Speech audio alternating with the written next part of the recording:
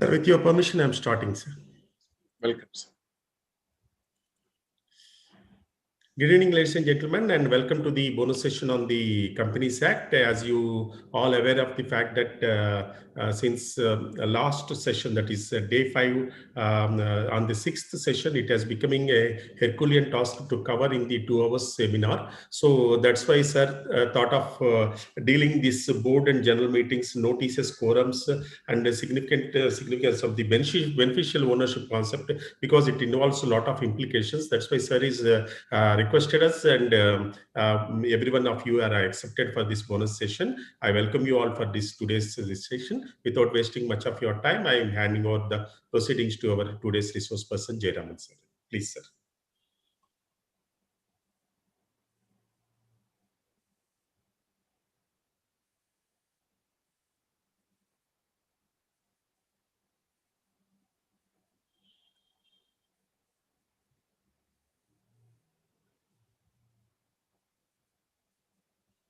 I request everyone to kindly maintain mute, because it is not the webinar type model. It is a meeting type model that what we are following today. So I request everyone, while entering and maintaining the things, please make yourself your microphone as mute. Whenever sir is requested, you kindly go ahead with the unmuting yourself. Over to you, sir. Thank you. You are able to hear me, sir, and my slides are there? No, sir. I could not able to see your slide. 1 minute. Mankantu konjam aaye. Share screen and you can see 1 minute. 1 minute. No issue, no issue.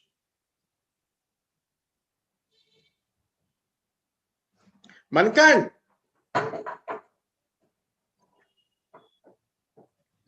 No பண்ணிட்டேன் பாரு. எங்க share screen?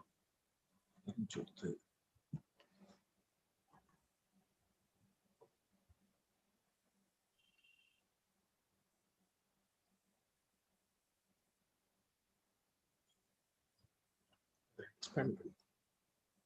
Yes.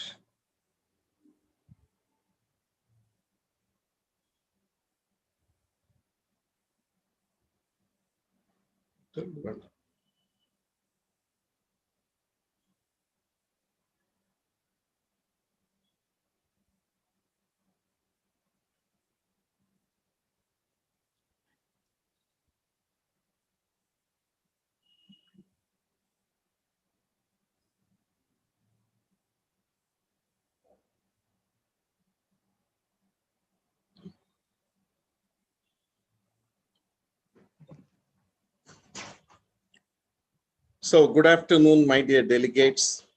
Thank you very much, the chairman of the Vijayawada branch. So, continuing the discussion, explanatory statement, section 102 of the Companies Act, explanatory statement.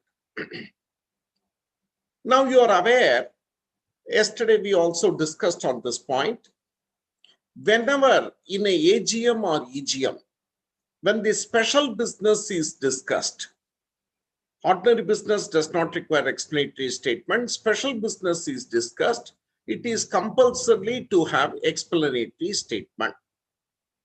Of course, in a private company, in the articles you can say explanatory statement is not required. Then in that case, explanatory statement would not be required.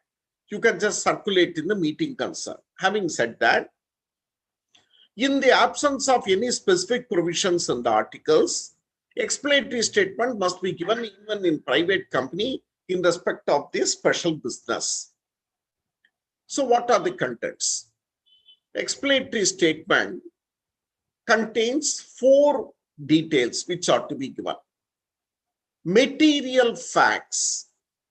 Material facts, what he says, any information and facts to enable the members to understand the meaning, scope, and implications of the item of business and take a decision.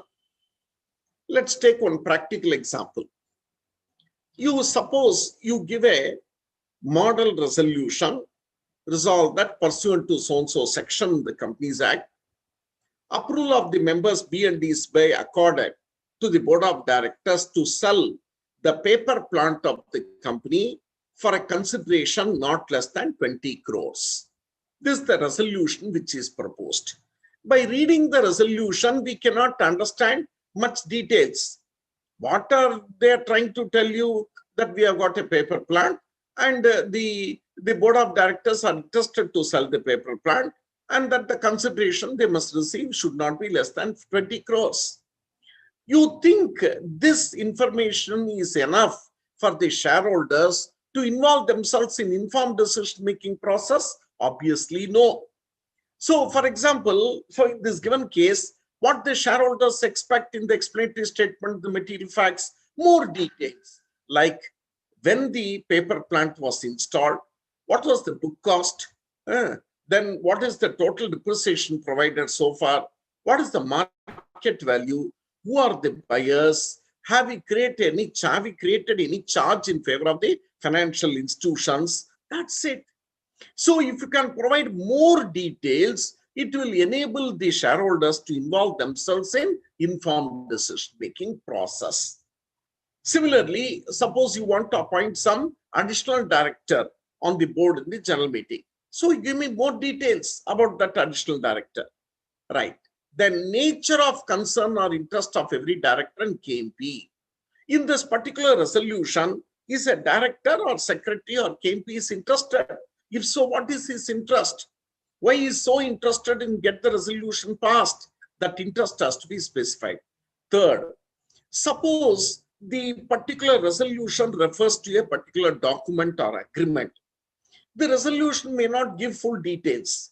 I want to know the terms and conditions of the agreement. So, what is the time and place at the registered office where the agreement, the document can be inspected if by the members, if they want to. Then fourth one, if my proposed business refers to an agreement or contract with another party, my proposed business refers to an agreement or contract with the other party, then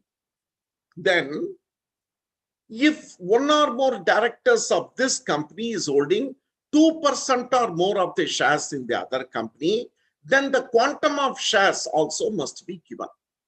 All these four are compulsorily required to be given in the explanatory statement. Material facts, interest of the directors, place and time and date where the document can be inspected. Fourth, if the resolution refers to a contract with the other company and these directors are holding 2%, more than 2% of the shares, the percentage of the holding, these are compulsorily required to be given. And see the consequence. If by any chance where your explanatory statement is required and you are not given the explanatory statement, the consequence is terrible. The promoter, director, manager, or other KMP is liable to compensate the company to the extent of benefit received by them.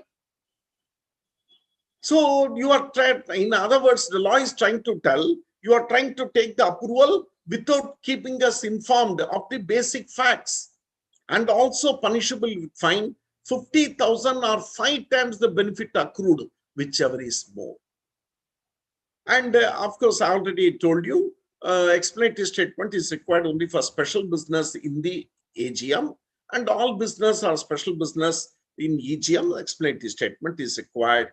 And now, one interesting point, yesterday I discussed EGM by requisition. So the members are requesting the meeting. In case of EGM by requisition, then the explanatory statement is not required because the board themselves are not convening on their own. So the members, if they are given reason, we'll give all the reason. If the members are not given any reason, fair enough. Then explanatory statement is not required to be attached. Now the issue. In a private company, can I avoid the explanatory statement? As I already told you, come on, draft in your articles. Tell in your articles that explanatory statement is not required. Why? See, when the explanatory statement gives all the details, it becomes practically a public document. You send the notices to all the members, then it is shown to their family, friends, and all that.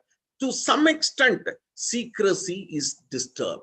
So the law provides that if you want to write in the articles, that explanatory statement need not be given.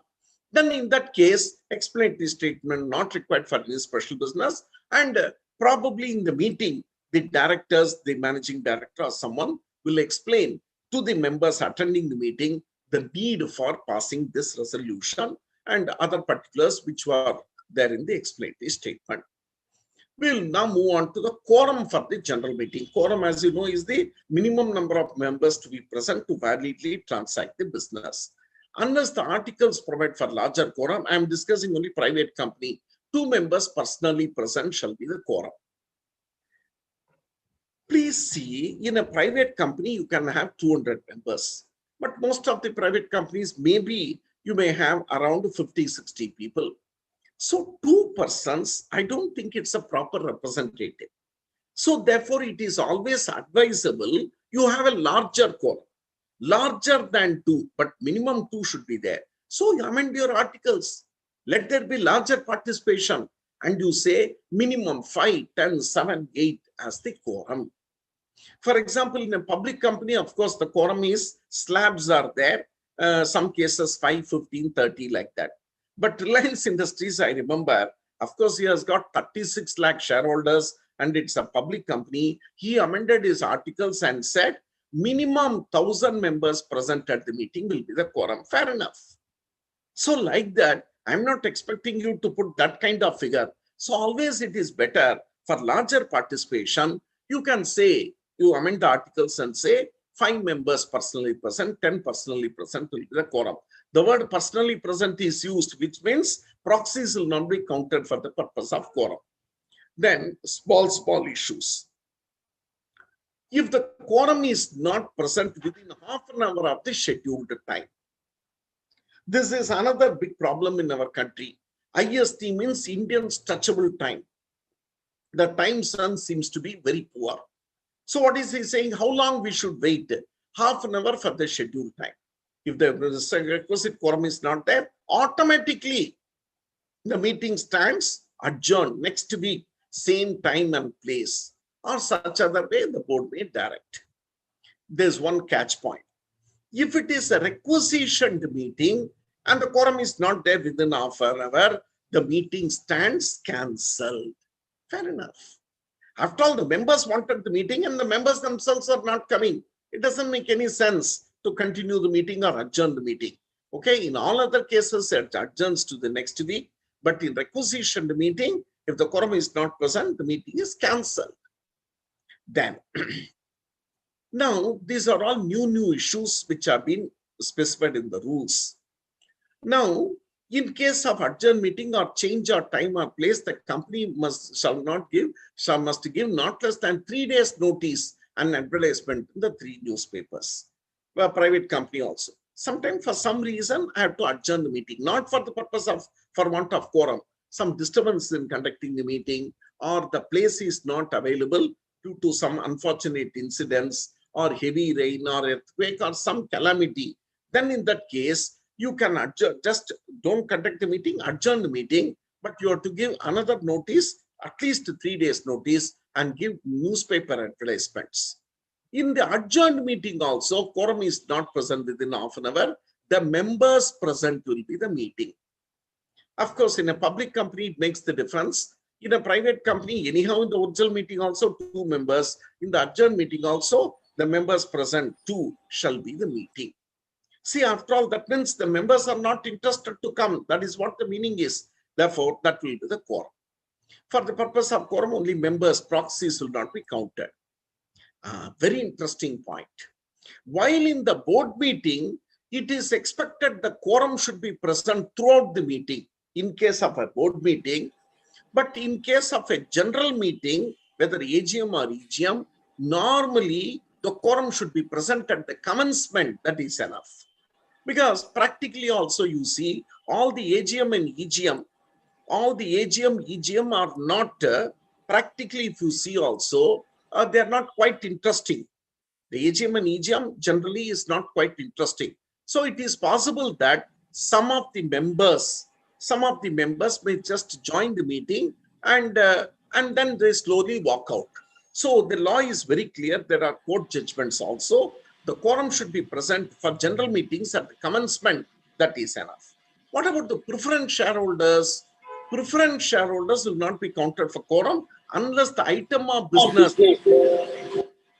otherwise preferred shareholders may not be counted for quorum. Then what about the joint holders? It depends on the articles of association as to who will be counted for the purpose of quorum and all that. In the absence of specific provisions, the articles, the first person present, the first member only will be counted for the purpose of quorum.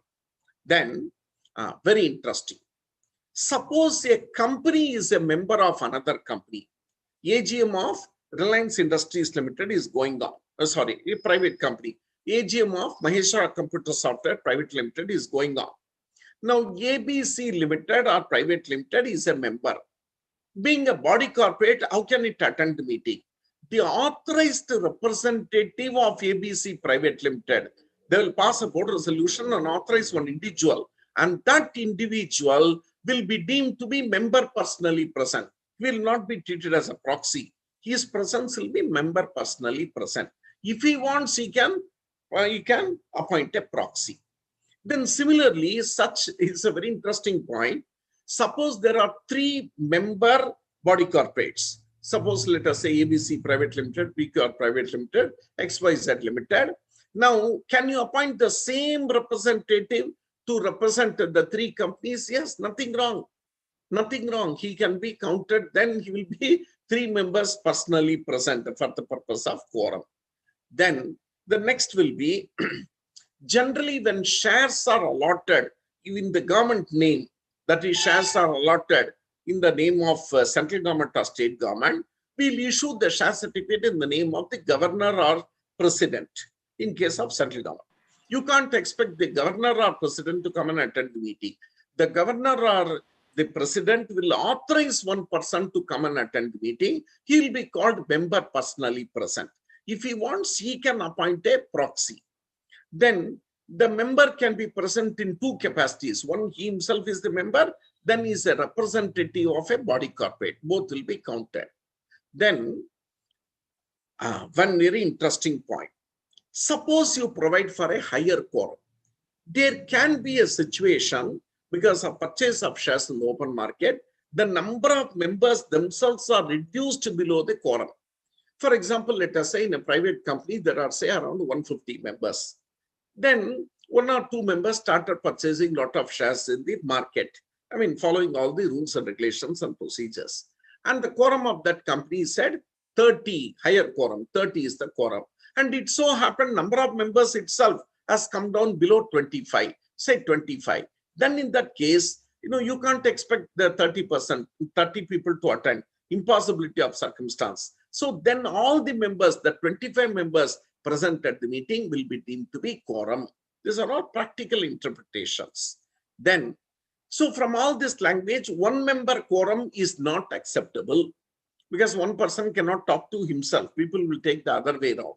However, in these circumstances, 1 member quorum is acceptable. 1, when class meetings, all the preference shares are held by only 1 person, all the debentures are held by only 1 person, and there is only 1 creditor, or class meetings and all, 1 member quorum will be permitted. And also the other day, yesterday we discussed, when tribunal convenes the AGM or EGM, they can give a special direction that 1 member present in person or proxy will constitute a quorum. Then the 2 members adjourned in the original meeting. See, of course, in a private company, it doesn't make any difference. There was no quorum in the original meeting, then it was adjourned. Then in the adjourned meeting, 2 members are the quorum. But if it is adjourned for some other purpose, then the regular quorum should be there even in case of adjourned meeting. And this is the climax. All this, you can have your own provisions in the articles regarding quorum. So practically the other day I told you, we chartered accountants have no patience. If the client has some other idea, you can tell that one of the person, you can put some entrenchment clause also. There are 2-3 groups, you can say 1 person from each group must be present. Then only we can be counted for the purpose of quorum. So a lot of freedom is given to you. So without infringing the provisions of Companies Act and articles, you can have your own additional provisions with regard to quorum. then chairman of the meeting. These are all the secretarial requirements. Just as notice of meeting is compulsory, just as quorum is compulsory, chairman also is compulsory. Chairman has got a lot of functions. He is the person who will ensure notice are properly sent. He is the person who will ensure that the meeting is called to order, that the quorum is present, that the proceedings are conducted by him. He is the person who will decide who will speak at the meeting, who will not speak at the meeting. He will be the person who will call the meeting to order. He is the person who will regulate the meeting. And finally, he is the person who will conclude the meeting, prepare the minutes, sign the minutes. Lot of functions are given for the chairman. So a meeting without chairman is void, invalid. Chairman must be there. Who will be the chairman of the general meeting? Now see, the chairman of the board of directors will usually be appointed as chairman of the general meeting, AGM or EGM. So you obviously is a director. Next issue. If the chairman of the board is not present within half an hour, the time given, 15 minutes. For quorum, we have given half an hour. If the chairman of the board is not present within 15 minutes, or no director is present within 15 minutes, one of the directors present will be appointed as chairman. If no director is also present, the Chore India Limited, that is, they are not coming to the meeting at all. If no director is also present, then one of the members present at the meeting will be appointed as chairman. So proxy cannot be appointed. Then the member will be appointed by show of hands method. If a poll is demanded, the chairman appointed by show of hands method will conduct the poll.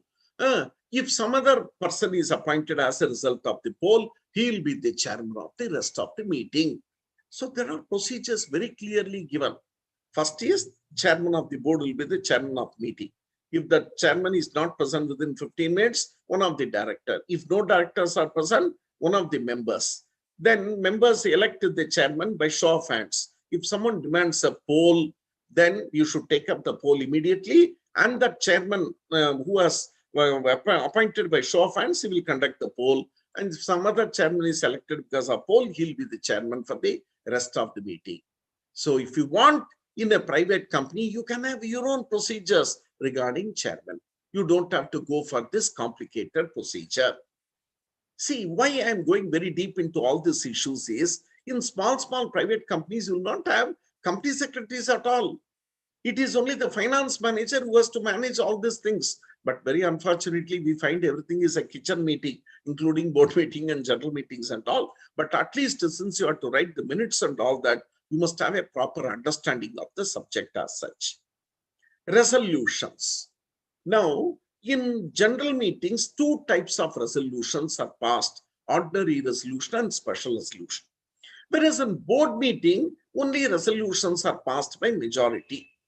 See, it is so pathetic that some of the chartered accountants, company secretaries, because of lack of knowledge or forgetting the knowledge, they write all wrong things. I've seen in the minutes they are writing that the board has passed this by ordinary resolution, special resolution and all. Idiotic. Ordinary resolution, special resolutions are only in case of general meetings, two types of resolution. What is an ordinary resolution? Everyone says 51% majority. Wrong. Ordinary resolution has got two requisites. One, notice as per the act must be given. Second, the number of votes in favor of the resolution should be more than number of votes against the resolution. See the point. Notice should be given. So from this, what you understand? That means 7 days before, 10 days before, or 21 days before the meeting, the member must know that this resolution is going to be passed as ordinary resolution. So suddenly the resolution cannot germinate in the meeting. So if you are not covered in the notice, no ordinary resolution can be passed. So we have to read as it is. Notice was given, and second, don't say 51% and all. Number of votes in favor should be more than number of votes against the resolution. Suppose there are 100 votes, 48 in favor, 47 against, passed, 95. What happened to the remaining 5? Not voted, voted twice, rejected. So it is nothing to do with the total votes. Number of votes in favor should be more than number of votes against the resolution. Then it is ordinary resolution. Then what is special resolution? 3 requirements are to be fulfilled. Please see. Notice as required under the Act must be given. Second, your intention to move the resolution as special resolution must be specified in the notice. All this we are forgetting, which means all of a sudden at the AGM or EGM, you cannot get a special resolution done or modified. 21 days before, 14 days, 7 days before itself, in the notice itself, they should have specified that we are going to pass this resolution after 21 days as special resolution. So that's why in the heading we will write to consider and if thought fit to pass with or without modification the following resolution as special resolution. Those things must be given. Then number of votes in favor, whether show of hands or poll and all, not less than 3 times the number of votes against the resolution. Don't say 75% majority and all. Number of votes in favor should be 3 times the number of votes against the resolution. That means, suppose let us say 100 votes, 66 in favor, 22 against, passed. 88, what about the remaining 12? Rejected, not voted. So this is ordinary resolution and special resolution. So don't say 75%, 51% and all those things. Then casting vote. The casting vote arises to break the stalemate. Number of votes in favor and against both are same. The chairman, apart from his vote, he will use one extra vote. And many of you do not know, casting vote for the chairman is not a matter of right. Articles must specifically provide for casting vote. And no one looks into all these points when they draft their articles. If there is no casting vote for the chairman, the stalemate continues, that's all. No resolution is deemed to be passed. So if the articles provide to break the deadlock, casting vote can be used by the chairman. And obviously, casting vote will arise only in ordinary resolution, not in special resolution. Because in my given example, 65, 22 against, 65 in favor, not passed, 66 in favor, passed. So casting vote obviously will not arise in case of special resolution. Now, before I proceed further, these 6 words are not interchangeable words. They have 6 different meanings, not connected with each other and no connection with each of the word. We just now saw ordinary business, special business. The 3 business in the private company in case of AGM, consideration of annual accounts, director's report, auditor's report, declaration of dividend, appointment of auditors, fixing their remuneration. These 3 are ordinary business. So any business transacted in the AGM or any business in the EGM are special business, and special business require explanatory statement that we have read. Just now we read ordinary resolution as well as special resolution. Don't link anything. Some people are just getting confused and they are saying ordinary business require ordinary resolution, special business requires special, idiotic. For example, issue of bonus shares, it is a special business, only ordinary resolution is enough. Buyback of shares is a special business, special resolution is required. These 4 are fine. What is special notice then? What is special notice? Special business is different, special resolution is different, special notice. And we don't the ordinary notice. This is only called notice and special notice. What do you mean and what do you understand by special notice? First, generally, it is the board of directors who will convene the AGM or EGM. Obviously, board of directors will decide the items of business. Obviously, it is the board which will send the notices. Since the board convenes the general meetings, decides the items of business, sends the notices, obviously, board only has the control. What the general meeting will do, members may either approve the resolution or disapprove the resolution. Special notice is a mechanism whereby members themselves will take the initiative and propose the item of business. I'll tell you again. The board of directors should have convened the AGM or EGM for some purposes, and they have already given the notice. So members know that in next 21 days there is going to be a meeting. Now, the members, what they will do, for 4 items of business only, it has to go through special notice. I'll come to that. What the members will do, 14 days before the meeting, the specified members will give a notice to the board that I want to discuss any or more of the 4 items. In turn, what the board will do, post office job, 7 days before the meeting, they'll give the notice, or if not possible, newspaper advertisement. Then the matter will shift to AGM or EGM. After the ordinary business, special business are over, special notice will be taken up for consideration. So please see, special notice. That's what I was telling you. These 4, when the special notice is required, who can give special notice? Members holding not less than 1% of the voting power or paid up capital 5 lakhs. They will give a notice to the board 14 days before the meeting. And in turn, the company 7 days before the meeting will give individual notices or advertisement in 2 newspapers. For these only special notice is required. Appointment of a director other than retiring director, removal of a director, appointment of an auditor other than retiring auditor, resolution expressly providing retiring auditor shall not be reappointed. In these 4 cases, the initiative must not come from the board. The initiative must come from the members. This concept is called special notice as such. Next, let us look into proxies. What are all the issues? Proxy will arise only in general meeting, not in board meeting. In board meeting, then there's no concept of proxies at all. It is only the director who has to attend. I'll discuss that later. Alternate director is not a proxy of the original director. Alternate director is appointed by the board. So in board meetings, there is no proxy. There is no agents or representative. So the concept of proxies arises only in case of general meetings. The word proxy has 2 meanings. It's used as a verb as well as the noun. Okay. So the instrument by which the person is appointed is called a proxy.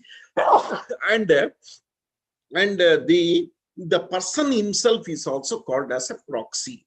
So the document as well as the person, we use the word proxy. Right. Now, there is a statutory right given in the Act itself, both in public and private companies. Every member of the company entitled to attend and vote is entitled to appoint a proxy on his behalf to attend the meeting. But in a company not having share capital, the power is derived from the articles. So come back. For regular public and private companies, every member who has got a right to attend the meeting and vote thereat has a right to appoint another person, whether member or not, as his proxy. So this right to appoint a proxy cannot be deleted in the articles. You can only regulate it.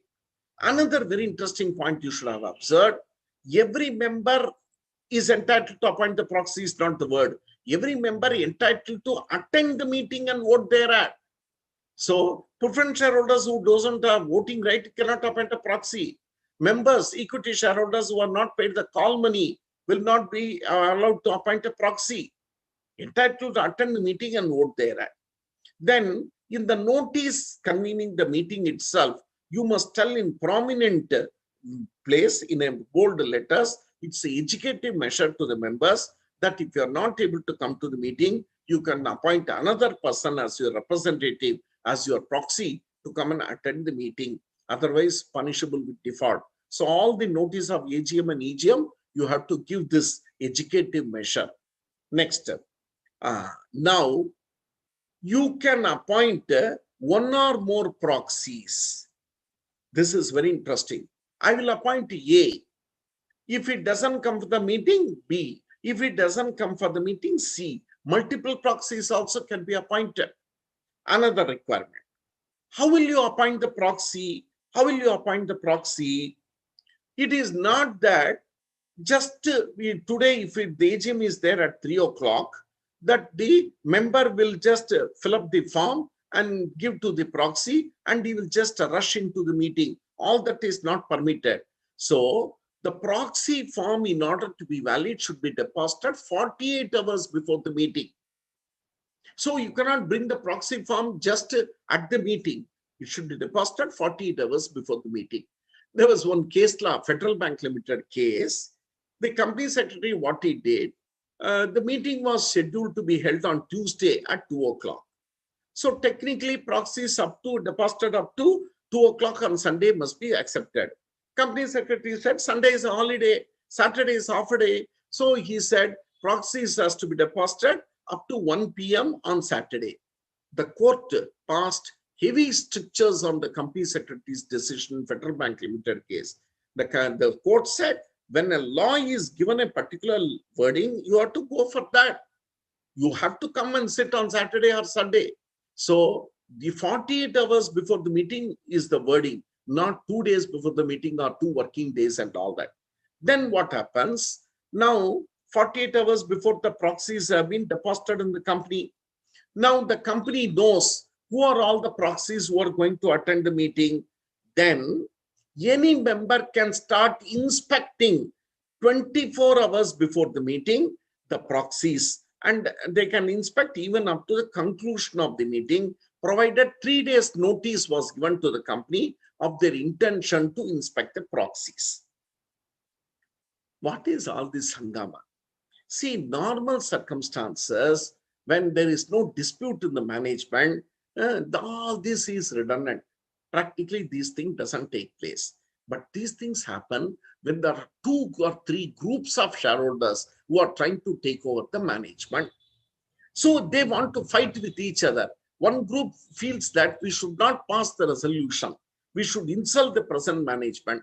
All this makes the difference. So one group wants to know that, see, the member is very busy, he may not attend, but he has appointed a proxy. So to have an idea, how many members or proxies of that group will come, so this member will go and inspect the proxies. So as a finance manager, company secretary, we have to provide for all these provisions. Then once the proxy is lodged and the meeting is adjourned, the proxy of the original meeting will also be valid for the adjourned meeting. But if it is adjourned for conduct of poll, normally the poll will be taken up 48 hours before the meeting. Then fresh proxies 24 hours before the meeting also can lodge. Normally you have to file the proxies 48 hours before the meeting. But in this case, you can file even 24 hours before the meeting. Then for any invitation issued at the expense of the company, it is punishable with 1 lakh. This wording has to be understood very carefully. My question now is, there are 2 groups of shareholders fighting with each other. So the present management and the opposition group in the shareholders, they want to take control of the management. Indirectly, they want to see that resolutions are not carried. So one of the other group members wants to write a letter. One of the other group members wants to write a letter to all the members, stating that he wants to write a letter to all the members stating that since you will not be able to come to the meeting, please appoint me as a proxy. See, this present management is doing all this nonsense. So I will vote against the resolution, all those things. The question is, can you write such a letter? The question is, can you write such a letter? Yes, this is a democratic world. Anyone can write a letter to anyone. What prevents you?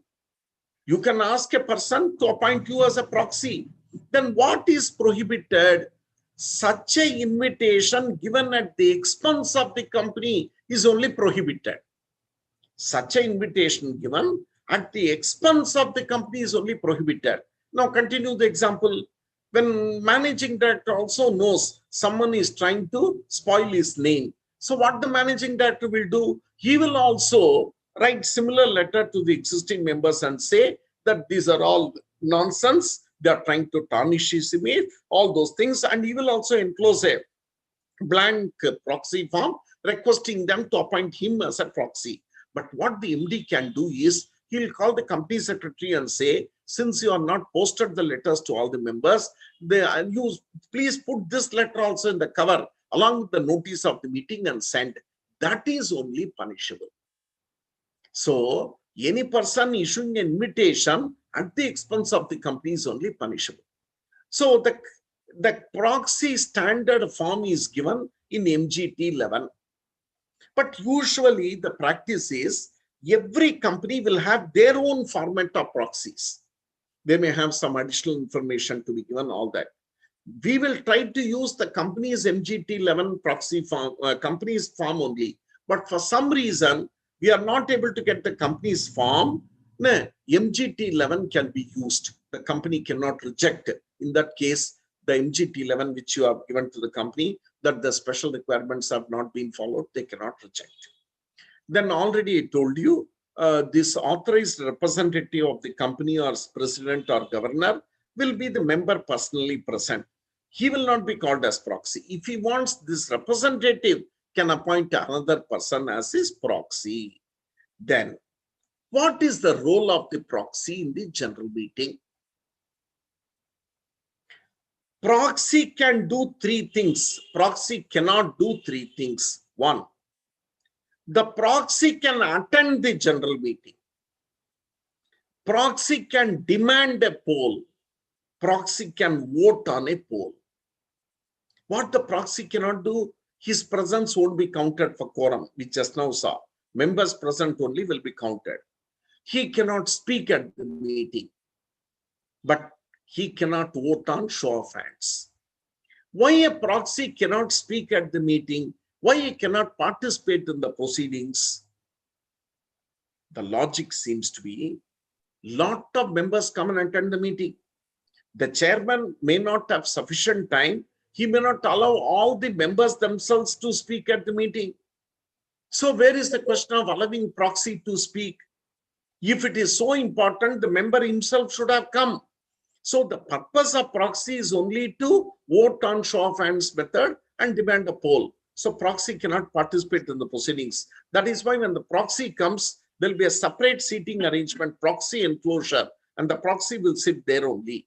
And we'll see later on, there are two methods of voting, show of hands method, poll method. Proxy cannot vote on show of hands method. Even otherwise, show of hands method is most unscientific. But proxy can demand a poll and vote on a poll as such. Then member entitled to attend only can appoint a proxy, and the right to appoint cannot be removed. It is given in the act itself. At the most, the articles can only regulate the method by which the proxy is appointed. That's all. We will now move on. Now the company's rules put some more provisions regarding proxy. Earlier, one person can act as proxy for hundreds of people. Now the restriction is one person can be appointed as proxy for not more than 50 members. And also, the value of the shares must not be more than 10% of the total share capital. Two riders. I should not be appointed as a proxy for more than 50 members.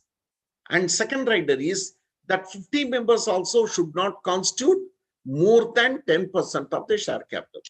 Suppose 35 members themselves constitute 10% of the share capital, then 35 members only I can represent as a proxy. However, if one person himself is holding more than 10% and I am appointed as a proxy, then I cannot become a proxy for any other person as such. Same point. Private companies can provide different rules for the proxies.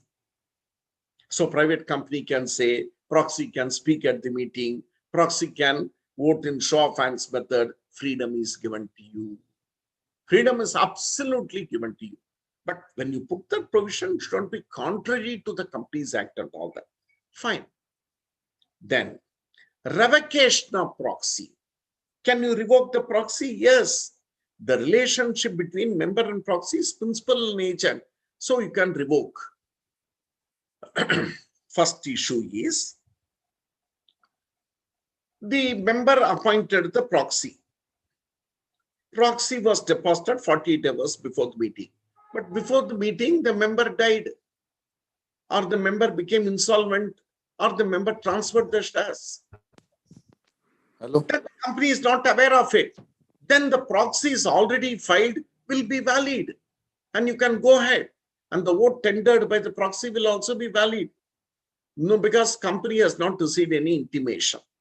Then one more very interesting point is, proxy should be deposited 48 hours before the meeting. But when it comes to revocation of proxy, this 48 hours is not required. So second method is directly before the meeting itself, you can send a letter to the company half an hour before and say, I am revoking the proxy.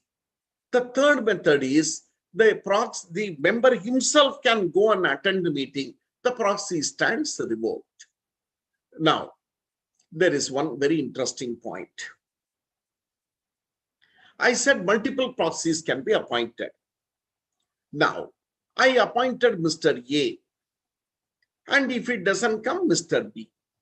Okay, now I appointed Mr. A deposited the proxy 48 hours before the meeting. Then I appointed Mr. B.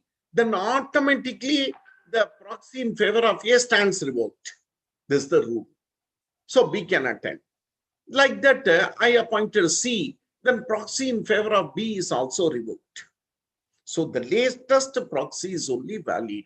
But the latest proxy also must be deposited 48 hours before the meeting. So these are all the rules regarding multiple proxies.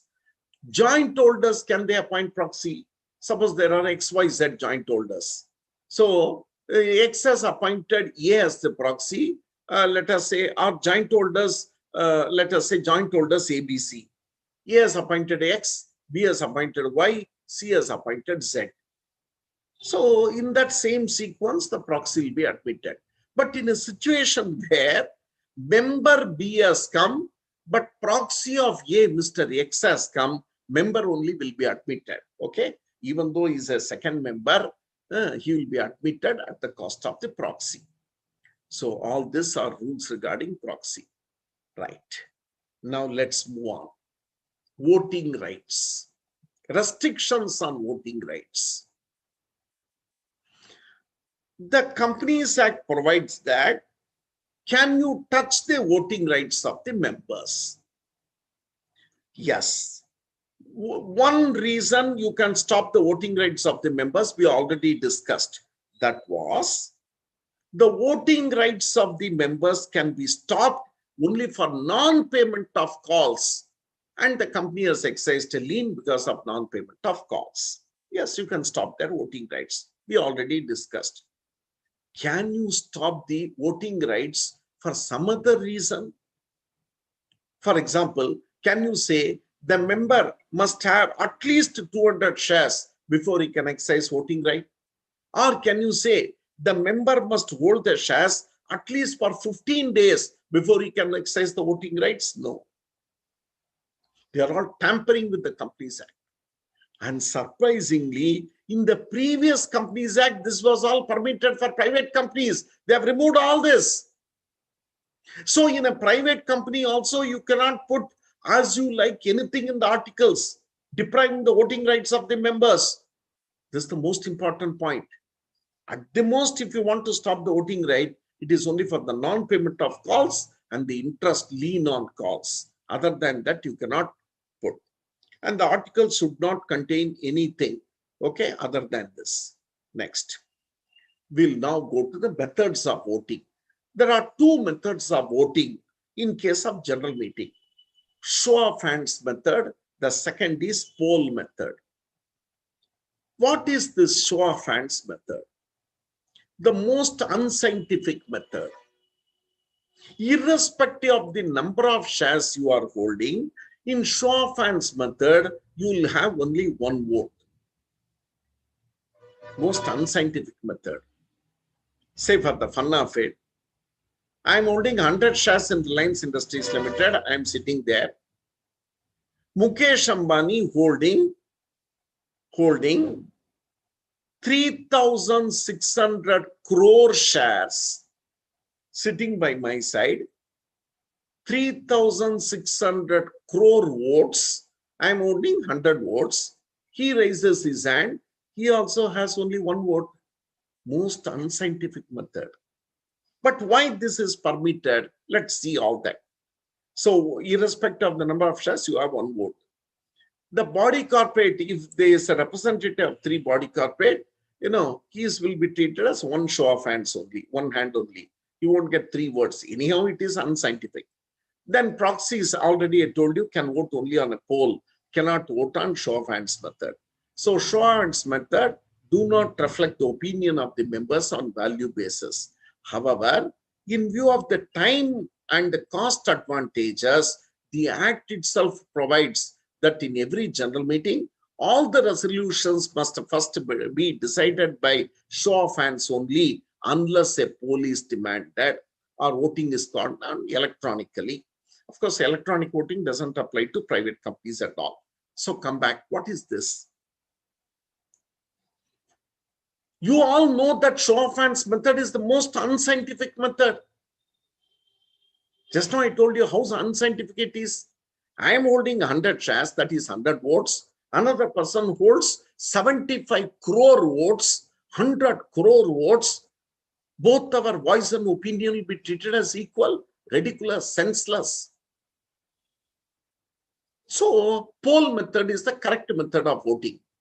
But then, why the law says, unless a poll is demanded, all the decision must be taken by show of hands method only? And one more thing, don't say it is to give equal opportunity for all the members. Ridiculous, senseless. This is a business proposition. And I've invested 1,000 rupees, that fellow has invested 100 crores. How can both the voice be the same? So equality concept doesn't arise here. What the law is trying to tell is, hey, let's take one example. Appointment of L. Jayaraman as the director of the company. Ultimately, what is the objective? The resolution has to be passed. L. Jayaraman has to be appointed as director. Okay, L. Jayaraman is also present. All these people are present. The law beautifully says, Mr. Jayaraman, why are you getting upset? Let the meeting start. You start the meeting by show of hands method. Maybe if the show of hands method is successful, there is no need for a poll.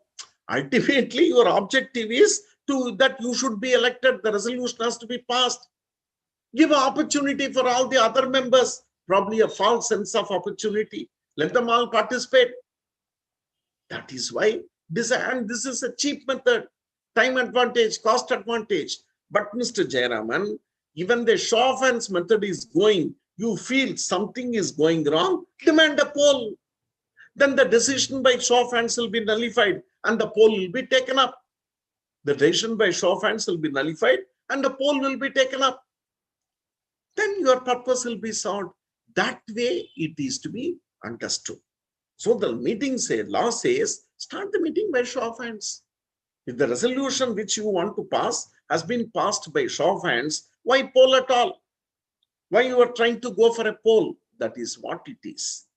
Private company can provide different rules regarding show of hands. How much freedom is given? How much freedom is given to private company? Because public interest is not involved. You come out with a particular method, show of hands method and all that. Then let's move on to poll. What about voting by joint holders? It all depends on the articles. Otherwise, the seniority only, first fellow only can vote. If it doesn't come, the second person, like that. Then what about voting by insolvent members? What about the voting by insolvent? See, where insolvent members, so long as his name appears in the register of members, he can exercise the voting. Until his name is removed from the register of members, he can continue to vote. Then comes the poll. A poll may be ordered by the chairman on his own motion, must be ordered when demand is made by the members. As I told you, come on, you start with show of hands. But some people feel that the decision is going wrong. Demand for a poll. Now, how many people should demand a poll? In case of company having share capital, members as well as proxies holding how much? 5 lakh rupees paid up or 1/10 of the voting power. They can demand a poll. Company, other companies, the proxies 1/10. Then when I should make a demand for the poll, when I should make a demand for the poll, demand for the poll should be made on or before declaration of result by show of hands method. Look at all this language. When you can demand a poll? Now the meeting starts. Chairman says, takes the first item of business. Discussion takes place. Now I call the poll process to start, voting process to start. First, we'll go through show of hands method. Sir, I want a poll. No. So let the show of hands start. So if the chairman is now counting, he is yet to declare the result. Now, just looking around, that it's not going to be passed by show of hands. You can demand a poll. Before or on declaration of result, or the chairman said, I now declare the resolution as passed as show of hands method. Immediately before he goes to the next item of business, you should say, I want a poll. That is very important. Then, when the poll is demanded, you have to make arrangements for the poll. What do? Except for the election of chairman, where you have to take up immediately. In all other cases, you will adjourn the meeting, and the adjourned meeting will be taken up within 48 hours on making a demand. And the fellow asked for a poll. We made all the arrangements for the poll. And after 48 hours, again, the meeting was convened. Now, can the fellow, make a request to withdraw the poll? Yes. And a company cannot say, I made all the arrangements and all. Just as you are right to demand a poll, you can also withdraw the poll. Now, what will happen to result? Show of hands method, the resolution was passed. But the demand for a poll was made. The resolution by show of hands is nullified. Later on, the poll could not be taken up because it was withdrawn. What will happen to resolution? Again, you have to go through show of hands method. Clear? The decision already taken by show of hands is nullified when the demand for the poll was already made. Then chairman, in a poll, chairman must appoint 2 scrutinizers to help him to count, declare the result by the chairman. The manner of conduct of the poll is an absolute discretion of the chairman, and it appears even members cannot give directions in the process. As a result of the poll, it shall be deemed to be the meeting. 1,000 times I'm telling you, in normal private companies, AGMs, all these things will go on smoothly. When there's a dispute between 3 groups of shareholders, all this makes the difference. I'll just share a practical example with you. In one private company, a poll was conducted. There was some dispute between 2 groups. The chairman ordered the poll. The chairman, what he did, he conducted the poll. He kept it was ordered in a hotel. In the dais, people came, the members, about 200, around 150 members, they came, private company, and they put in the ballot boxes and they went. Then the chairman said, if you want, you can have some snacks and all, which we have arranged, or you can sit down there. This side, no one will come. And the chairman called the 2 scrutinizers, opened the ballot boxes, and he started counting. So after 1 hour or so, he just announced the result of the poll. After 1 hour or so, he announced the results. Hello, right. sir. In the next case, what has happened? In the second case, after 2 months, again the same company went for a poll. This time the chairman was different. This time what the chairman did was, same way he ordered for a poll was over, then he announced to the members, please have some breakfast and come. Instead of counting the ballot boxes there in the dais, he took one room in the hotel, called the scrutinizers, went inside and spent about 2 hours and then came out to announce the results. Now, suddenly some members got up and told, sir, we are not happy with the method you have adopted. Indirectly, they were saying, you might have added some ballot boxes, you might have added some, you might have deleted some. Why you should have counted in our presence? Then the chairman said, Mr. Jayaraman, please answer them. I went to the dais and said, chairman has an absolute discretion, the manner of conduct of poll. Once you appointed a chairman, leave it to him. Don't interfere again and again. If you don't want, don't appoint the chairman. You appoint some other person. But once the chairman is appointed, no member can dispute the methodology which he is going to adopt for the conduct of the poll, and whatever decision he takes will be the final decision of the meeting. Next issue. Resolutions passed at the adjourned meeting. Resolutions passed at the adjourned meeting. Now,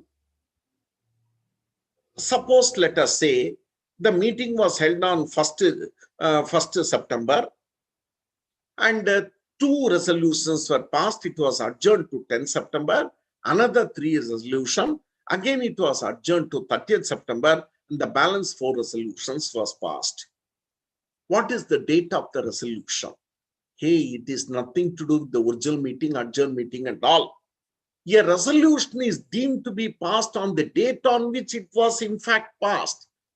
That means the first 2 resolution date will be taken as 1st September, the next 3 10th September, the last 4 30th September. It is nothing to do with the original meeting, adjourned meeting and all that. But for the purpose of minutes and all, you may take a different stand altogether. Then minutes of the meeting. Now, the Companies Act provides compulsory maintenance of minutes of board meeting, minutes of committee meetings, minutes of general meetings, that is AGM, EGM, all the minutes. What is minutes? Minutes are nothing but the written record of summary of proceedings. Minutes concept is not there in sole proprietorship or partnership, but in Companies Act, we have to put in writing. So it's a written record of summary of the proceedings. Now, the law says every company shall maintain the minutes of the general meetings, even in private company, and the minutes should be recorded within 30 days of the conclusion of the meeting. 2-3 small issues, because all of us are interested in proper maintenance of the minutes. Let us see what are the provisions regarding maintenance of the minutes. First issue. Preparing the minutes is one issue, signing the minutes is another issue. Let us not combine that. I'm talking of general meeting minutes with reference to private company. He says the minutes must be recorded within 30 days of conclusion of the meeting. That means if you adjourn the meeting and all, minutes need not be written. Let the meeting be over, concluded. From that day, within 30 days, you must prepare the minutes in a separate book kept for the purpose. And it should contain fair and correct summary of proceedings. Don't write verbatim, word to word, what has happened. Parliamentary proceedings are verbatim. Parliamentary proceedings we discuss word to word. But in general meetings and all, we just give the summary, pass the resolutions, who proposed by, seconded by, all that will be written. Next, all the appointments should be included in the meetings. See, these provisions are common for board meeting and general meetings. So appointments, it should be included. See, it's not necessary the board has to appoint a production manager and all at their meeting. The personal manager would have appointed, but it should come to the knowledge of the board. And in general meetings, we will simply say so many members voted in favor, so many proxies voted, so much voted against. But in board meetings, you have to write who are the directors present, board meeting minutes. Who are the directors, those who voted in favor, those who voted against, all that has to be written. Now, the minutes has to be signed by the chairman. I'll come to that later. What he is saying, minutes of the meeting, the chairman has got a prerogative as to remove defamatory matter, irrelevant or immaterial matters, or those matters which are detrimental to the interest of the company. The chairman has an absolute discretion and no one can interfere. I had all this experience. Same rules apply for board meetings also. One board meeting was going on. There was one director who never saw eye to eye with the other directors. He was always creating problems.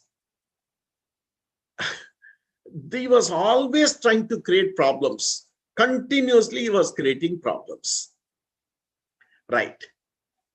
In one of the board meetings, the other director looked at him and said, "You are a liar. You are a liar. You are speaking lies. You are a liar." It upset the other director and he said, looked at chairman and said, "Will you allow such unparliamentary language to be used?" Then this director got up and said, "When you continuously speak lies, what should I do? You liar, liar, liar." Like triple talaq, he told. That upset the director very much.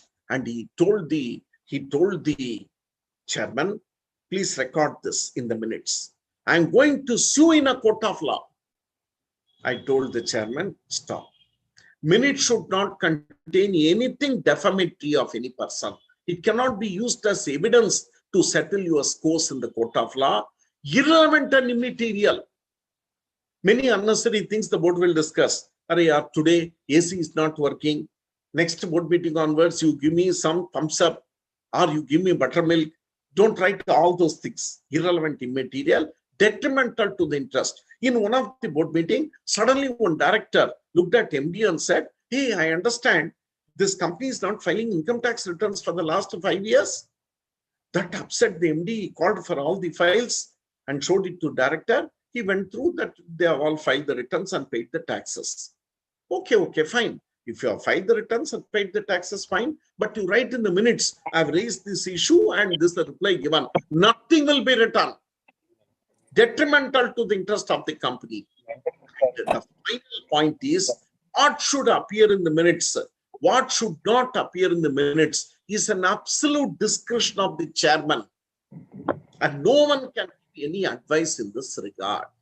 For example, in the general meeting, one draft was prepared and some member came access to that.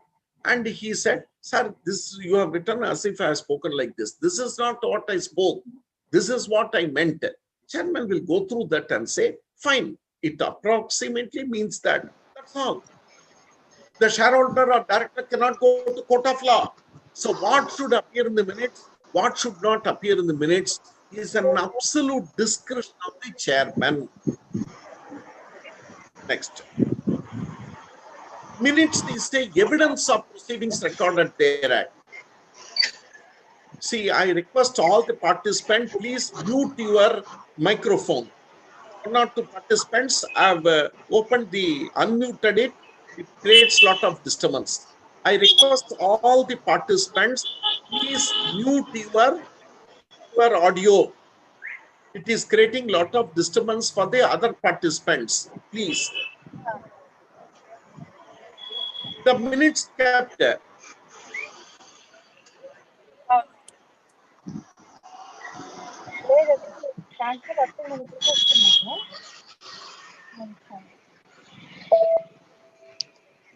Will someone from the institute interfere?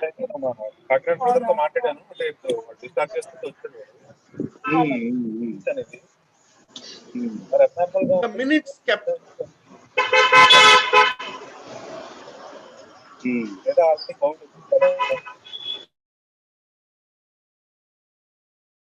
Sir, you have to unmute yourself, sir. Jayaraman, sir. Because everybody is talking, that's why I muted everyone. You have to unmute. Yeah, sir. Okay. Okay. Right. Yeah. Fine. Okay. Right. No, there are so many sounds, so that's why I unmuted. Right. Thank you. Okay. Thank you. Thank you, sir. The minutes kept in accordance with the provisions shall be evidence of proceedings therein. Beautiful point. There are lot of evidences in front of the court of law whether the AGM, EGM has taken place or not. Out of all the evidences, the court will only consider the minutes of the meeting as the main evidence. There are other things like attendance registers and many other things, but the court, in any dispute whether the meeting was conducted or not, they will look at the minutes of the meeting because it forms the evidence. And one more very important point is, minutes, if you keep proper minutes as per the Act, unless the contrary is proved, the meeting is deemed to have taken place, proceedings have taken place, resolutions have been passed, and all appointments is said to be valid. Beautiful legal point. Unless of proof. Who has to prove what in a court of law? Someone has gone to the court stating that, sir, this meeting has not taken place. They have not appointed these directors. They have not given notice of the meeting. Those are the issues. Now, what the law saying, you court of law, please find out whether the company has maintained proper minutes as per the section. Yes, they are maintained. Then it is the duty of the person to prove that these things have not taken place. The court will start with the presumption. What presumption? The meeting is deemed to have been duly called and held. Proceedings have taken place. Resolution, including postal ballot, is duly passed. All the appointments are valid. We'll start with the preset mind. Suppose one of the persons in the court of law tries to prove that the meeting was not called, proceedings have not taken place, they have not appointed the director, it will be the duty of the other person to prove. If he cannot prove, what is proved? Meeting has taken place. So that is why the importance of properly keeping the minutes. Usually the court will start with the presumption these things have taken place unless the contrary is proved. So, and no document shall be circulated as a minutes unless all these points are covered. Then secretarial standards are made compulsory when you draft the general meeting, board meetings, SS1, SS2 is compulsory. Right. The section as a whole will not apply if the minutes are recorded, where the articles provide for confirmation. Fine. Now, what are some rules passed by postal ballot? What are the rules, including postal ballot? Now, some more rules. The law says every page must be initialed and dated, and last page must be signed and dated in case of board meeting, but the chairman of that meeting or chairman of next meeting. In case of general meeting, by the chairman of the same meeting within, by the chairman of that meeting within 30 days. In the event of death or inability of the chairman, by a director duly authorized by the board for the purpose. You write the minutes within 30 days, fine. Get it signed by the chairman of the meeting within 30 days, same 30 days, excellent, from the conclusion of the meeting. But within the 30 days, unfortunately, if the chairman has died or expressed inability, went abroad, then the board should authorize, not the chairman. The board should call a meeting, authorize one of the director to sign the minutes of the meeting. Then, postal ballot also, you have to record and sign within 30 days. They are to be permanently kept, minutes of the meeting, all that. Inspection. Please see, minutes should be, I'm talking general meeting minutes will be allowed for inspection. It shall be kept at the registered office of the company and be allowed by inspection by the members free of charge. And also copies also must be given within 7 days of the request. And if you don't give a copy of the minutes, then the company will be punished with penalty, officer 5,000, all that. Then the tribunal may also order immediate inspection of the minutes and also get a copy. But minutes of the board meeting is confidential documents. Then registration of resolutions and agreements. Now, whenever you pass special resolution, MGT 14 has to be filed with ROC. This is the section. The MGT 14 should be filed within 30 days with ROC. Otherwise, terrible penalties there. Of course, in the recent amendment, they've reduced the penalty. Hurry, you are not filed a form MGT 14. Look at it. The company will be punished not less than 10,000 and further penalty 100 rupees per day and maximum 2 lakhs. Officer in default, minimum 10,000, 100 rupees per day, maximum 50,000 for not just filing a form. Previously, it was in lakhs. They have reduced it quite substantially. Now, what cases MGT 14 has to be filed? Special resolution, resolutions passed by unanimously by all the members. Then some board resolution also you have to file. Appointment of MD, renewal of the terms and conditions, all that you have to file. Class of shareholders, voluntary winding up. Even though you pass ordinary resolution under IBC, you have to pass. And the 179, we'll discuss all that in the second session. They are all board resolutions. Still, MGT 14 has to be filed with ROC. These are all. Registers and returns. What are the various registers which are to be maintained and the returns? First, register of members. A very important register. Every company, including private company, has to maintain register of members, register of debenture holders, and all the other securities within 7 days. Please see. Can you keep the registered office at some other place? Usually, the register of members must be kept at the registered office. But if you want, you can keep at any other place in India, provided 1/10 of the total number of members also reside at that place. You can keep at place. For example, registered office may be in Kolkata. Now, about 20% of the members are residing in Bombay. You can keep the registered office in Bombay also. Nothing wrong.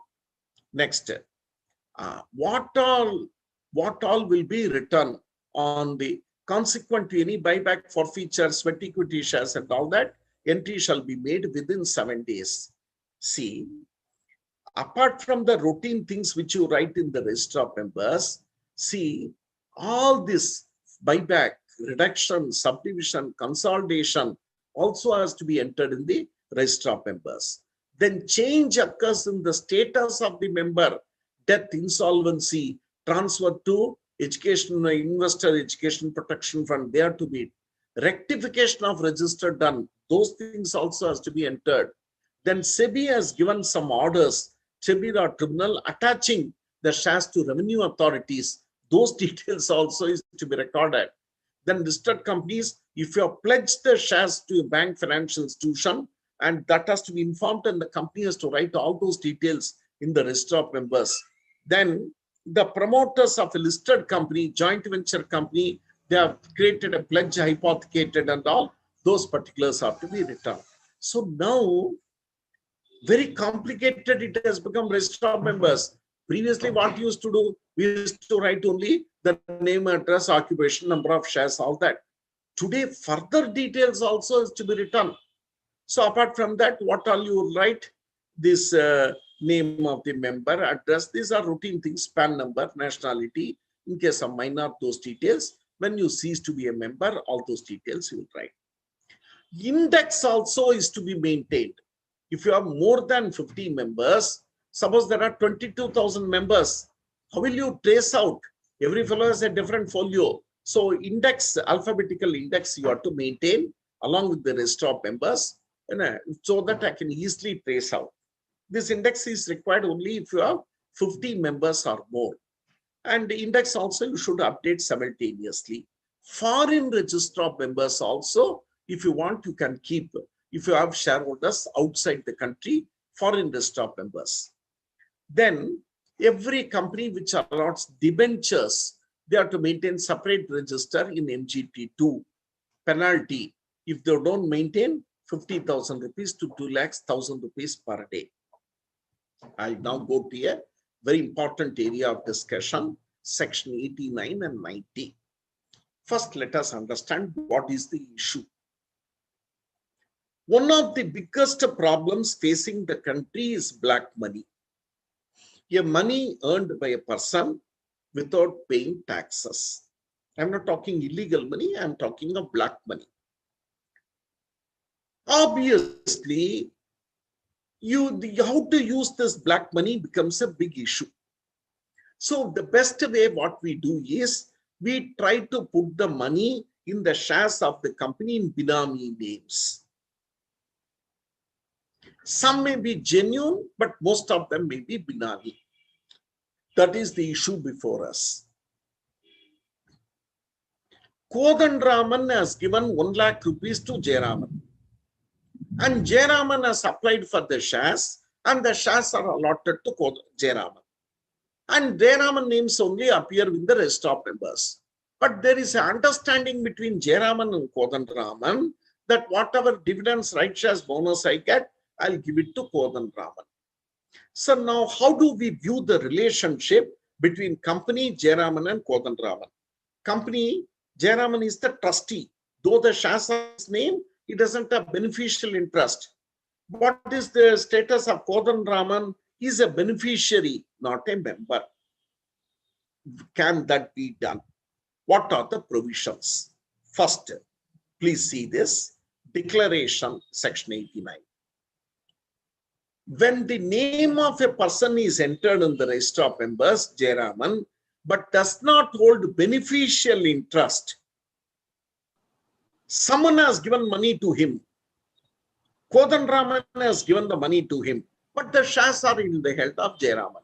What Jayaraman has to do, you have to file MGT4 with the company within 30 days, stating that shares are in my name, I don't have beneficial interest, whatever dividends rights I receive, I hand over it to Kodanraman. Who has to file this? Jayaraman has to file.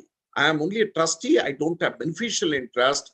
I have to file the details of Kodanraman in MGT4 within 30 days of this beneficial interest. Point 1. Point 2. Every person who holds beneficial interest shall make a similar declaration in MGT5 within 30 days. See, both has to file a declaration with the company. Jayaraman has to file in MGT4 stating that I don't have beneficial interest. Kodanraman has. In MGT5, Kodanraman also has to file with the company, not ROC, with the company stating that I am not the member, but I have got beneficial interest in these shares. Now the company knows about the beneficial interest, and changes also has to be filed within 30 days, changes, buying, selling of shares.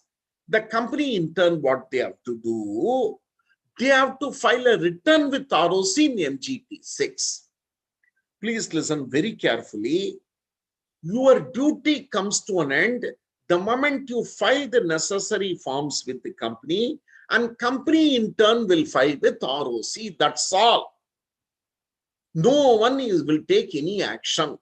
Just to file a return with ROC stating that Jayaraman is the holder of the share, Kodanraman has got a beneficial interest in the shares. Then, no right in respect of declaration shall be enforceable claiming through him. That's all. See, Kodanraman has no right against the company. Just because you have filed the declaration, you cannot get dividend rights, bonus and all that, or any membership rights. It's not going to disturb the existing Companies Act pattern. Then, nothing in this will prejudice the obligation to pay dividend. Already I told you. Right. This section will not apply. And for the purpose of this section, beneficial interest include, what do you mean technically beneficial interest? Beneficial means a right or entitlement, cost all rights attached to the share. That is, you will get right shares, bonus shares, dividends and all. Then you can have, say, you have a beneficial interest. So penalties. If person who are required to make a declaration, if you don't do 50,000 additional 1,000 rupees per day, and the company fails to file with the ROC, they are punishable with this penalty. Now, once the company informs the ROC story, once the company informs the ROC, that is the end of the story. Which means, what will happen then? Stop it there. ROC thereafter may do inspection, investigation if they find it necessary. So in section 89, the duty is cast in respect of the member and beneficiary to file the returns with the company, and the company in turn has to file the return with ROC. That's all. The story ends there. Once the ROC comes to know, maybe he will do further inspection investigation under different sections, and he may hand over the matter to Serious Fraud Investigation Office and all. We'll do the connection much later. I will now go to the next important section, and the provisions will not apply in case there is a dispute by civil suit. We will now go to section 90, significant beneficial owner. I will try to briefly discuss this in a very simple language, because if I sit with hundreds of examples, it will take 4 hours. For basic understanding of the subject, what is the significant beneficial owner, I will try to discuss. Now see. Chain holdings. First, let us understand. Chain holdings. There is a company called XYZ Limited. In XYZ Limited, the company called XYZ Limited. Fine. In XYZ Limited, who are the members? If the individuals are the members, fine, we can easily find out. And someone is having beneficial interest and all under section 89, we'll find out. That is over. But the problem is, in ABC Limited, the company, PQR Limited is holding majority shares. Who is holding? PQR Limited is holding the majority shares. Now, go back still further. In PQR Limited, who is holding the shares? RST Limited is holding the shares. Then go to RST Limited. Who is that individual who is holding? So if you go back, at one point you will come to a conclusion that Mr. Yellaya, Pullaya, Mallaya, Mr. A, Mr. B, Mr. C is holding the shares. So that is the idea, to find out who is that ultimate person who is holding the shares. Significant beneficial owner. Who is that person? Because in the main company, LLP is holding the shares, company is holding the shares, trustee is holding the shares. Then if you go to the trust, some other company is holding the shares. Then you go to that company, like that you go backwards, try to trace it. And ultimately you find who are all the individuals. Ultimately they are controlling the company through a chain of companies. And that guy is called significant beneficial owner. And you have to file, that ultimate guy has to file Ben 1 to the company. Let's start looking at the examples. Every individual, I'm going from the back side, alone or together with one or more persons are trust, who holds beneficial interest 25, but the rules provide 10%. I hold 10%, or right to exercise the control over the company is called significant beneficial owner. You have to make a declaration when 1. Every company, then once the company comes to know that Jayaraman is having the significant beneficial ownership, you have to inform the ROC in Ben number 2 within 30 days of the receipt of the declaration. Now look at the examples, please. Situation 1. B Limited is the target company. In B Limited, A Limited holds more than 10% of the shares. Then you go back. A Limited is holding more than 10%. 10% or more in B Limited. Go back to A Limited. In A Limited, who is holding the majority shares? Mr. X. So now Mr. X is the significant beneficial owner. So this X has to file Ben 1 form with B Limited. And B Limited will file the Ben 2 form with ROC. Situation 2. Target company is B Limited. He is holding only 8% shares. A Limited is holding only 8% shares. But Mr. X directly is holding 2% shares. Then also significantly, directly or indirectly.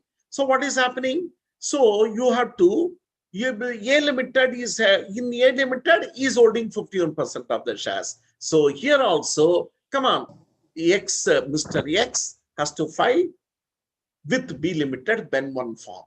He is a significant beneficial owner. And then B Limited will file with ROC Ben 2 form. Third situation.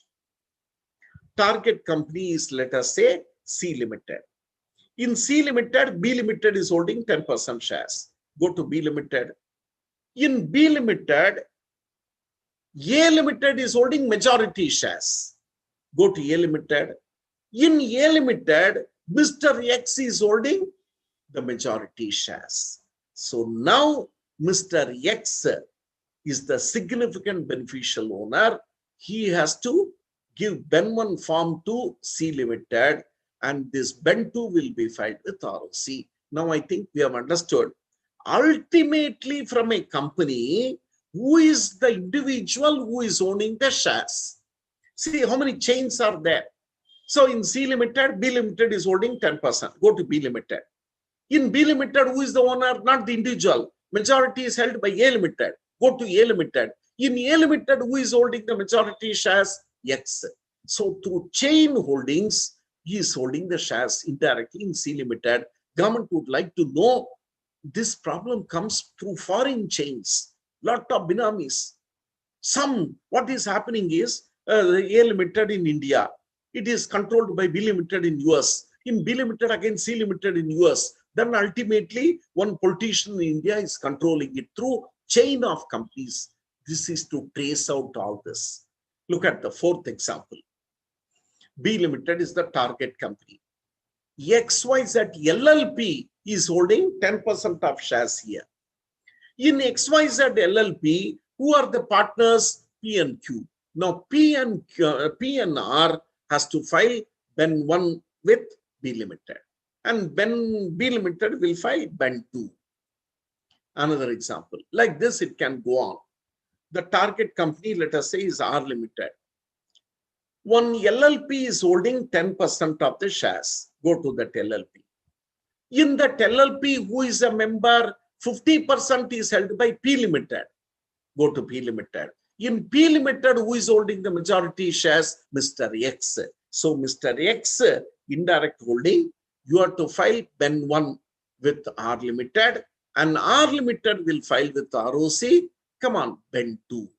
Like that, the story goes on. So this much you appreciate.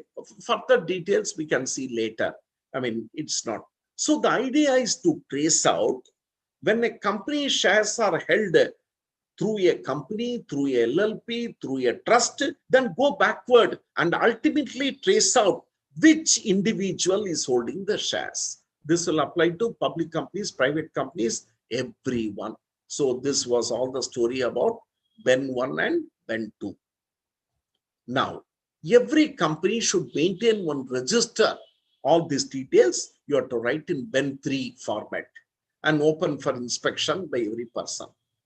Then the company that comes to know, company on its own comes to know that this fellow is there. They will write a letter to the ultimate person, significant beneficial owner, that please comply with these provisions. Okay, you have to write. The company will give notice in Ben 4 to that significant beneficial owner or any person who has got knowledge of the significant beneficial owner that you please give me details. Who is that ultimate person having the shares? The information given the Ben 4, the person has to reply within 30 days. The company fails to give, the company shall, where the person fails to give the information, you apply to the tribunal. Sir, I have got a doubt. I asked this information from this fellow. He is not giving it. Then you apply to the tribunal for an order, and including restrictions on transfer, the suspension of dividend. Sir, this fellow is not giving the details. I asked this company, I asked this LLP, they're not providing the details. Then I will stop the dividends and other benefits flowing to them. Suspension of voting rights and other restrictions. The agreed person can make an application within 1 year if you have filed all transferred to Investor Education Protection Fund and all that.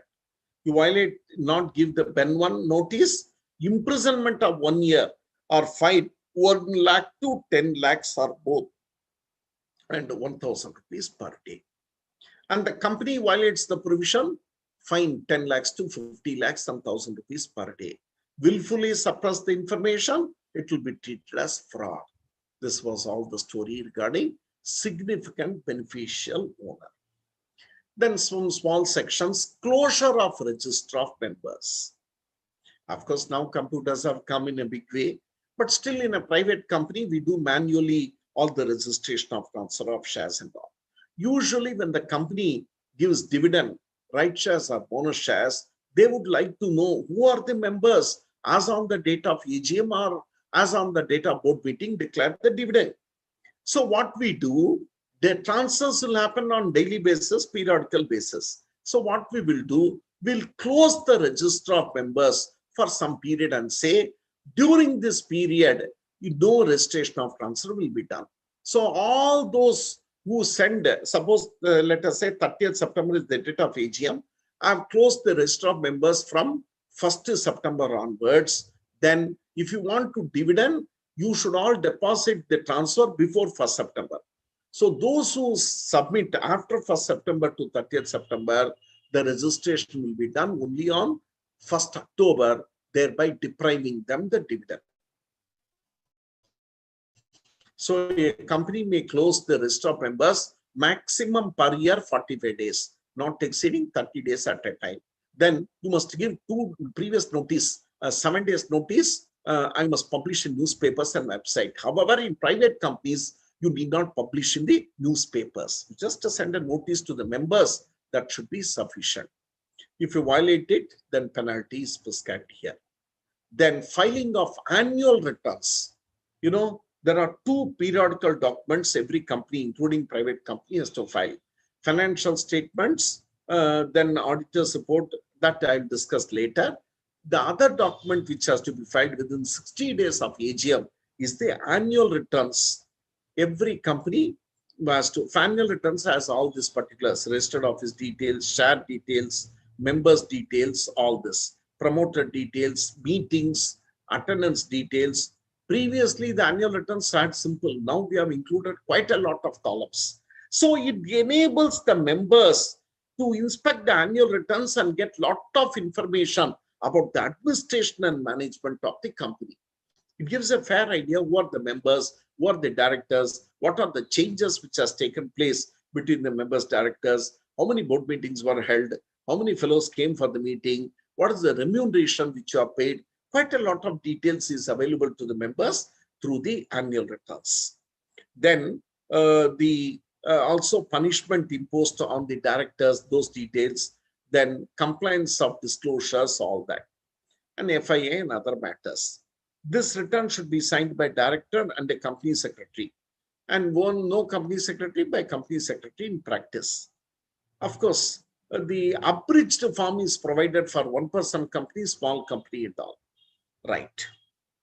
If the annual return of a listed company or turnover more than 50 crores, even private company more than 50 crores, it should be certified by company secretary in practice. This is nothing but indirect secretarial audit. Because when you certify, the company secretary will go through each and every point. For example, changes in the shareholding. So you will go through transfer of shares, allotment of shares, buyback, everything he has to verify. Then appointment of directors, because changes in directors, appointment of directors, then resignation of director, vacation of office, all that. Then if you look at the columns, almost is certifying compliance around 50-60% of the Companies Act. So it's like indirectly a secretarial audit. And the company shall place copy of the annual return in the website and disclose the board report. So you have to file it within 60 days from the date of AGM. If you are not held the AGM, within 60 days from the last year on which AGM should have been filed. So all private companies, public companies, everyone has to file. Otherwise, the penalty is continuing penalty, 100 rupees per day, going up to 5 lakhs. Terrible penalties are prescribed. And the company secretary in practice certifies without seeing all this fine will be 50,000, which may extend to 5 lakhs. Then keeping an inspection of all these registers. Various registers are there, register of members, register of directors. I've discussed only a few which are relevant, and where it should be kept at the register office. And can also be kept at some other place where 1/10 of the members reside and the shareholders approve by special resolution. So it's open for inspection by any member, debenture holder, beneficial owner, free of cost. Other person, 50 rupees per inspection, and copies also can be taken on payment of 10 rupees for each page as such. And the inspection copy is, you don't allow the inspection, again punishable. Then here you can't go to tribunal, you can go to central government, they can order inspection. They are all, these are the things. Then to what extent these registers are required to be preserved permanently? This period of preservation, register of members or index of members permanently, register of debenture holders 8 years, annual return 8 years, foreign register permanently. So only the basic register of members, they are all preserved permanently, rest are all preserved for a period of 8 years. So instead of completing the whole thing yesterday itself, I took almost 1 hour 45 minutes extra to have a very detailed presentation of this. So this is what it is. I request the chairman to continue the proceedings. Today I finished it about 15 minutes early as such. So the next session will be from the Monday onwards, where the topics has already been given. We'll start with dividends, audit and accounts on the first day, and thereafter we'll continue for the next 4 days covering other chapters in the Companies Act as such. So thank you very much for all your patient hearing, and thanks one and all that in spite of the fact that this was not a scheduled session, you were patient enough to come and attend. Thank you one and all. Thank you, sir. That is a nice gesture by you, because you are thanking us. Actually, in fact, we have to thank you for the excellent presentation that is made to us in an elaborate way. Thank you very much. And I call it for the day. And thank you one and all for attending the special session. I'll call it for the day. And as sir is telling that from Monday onwards, we'll have a 4-day session separately. I forwarded all the links to you personally. And I request you to kindly attend sharp 6 o'clock from Monday onwards. Thank you.